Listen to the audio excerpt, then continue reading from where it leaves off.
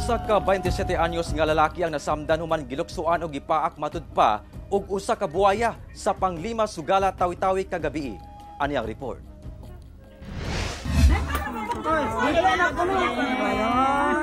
Sa video makita nga gipaypayan sa residente kining 27 anyos nga lalaki nga dunay mga samad sa likod.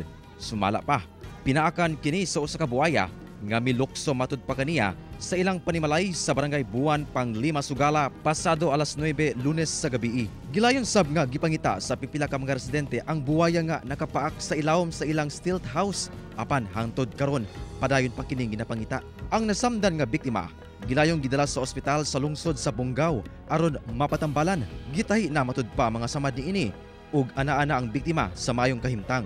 Matud sa kabanay sa biktima, ana lang sa gawa sa ilang balay ang biktima kauban ang inahan og uyuan niini diyang kalit kining giluksuan sa buaya dayon nahulog ang biktima sa dagat. Upo sila sa gilid ng beranda na hindi nila namalaya na meron palang buaya sa dagat. Tapos yung kinagat na siya tapos nahulog na siya sa baba, yung sa baba ng dagat.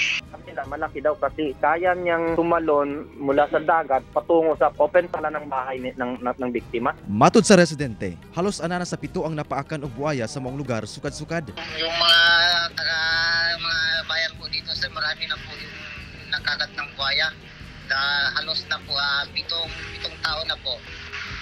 7 taon na nakagat pero buwis buhay lang po pero walang mamamatay dito pero sugat-sugatan lang po sila.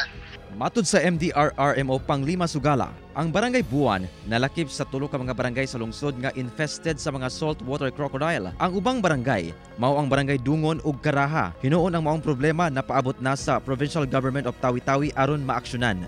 Sama namin na yan sa council meeting namin na it is one of the threat among the residents, especially sa mga infested areas. Preventive measures namin, sir, constantly, yung DDRMC chair in charge, yung barangay chairman, constantly remind niya yung mga residente.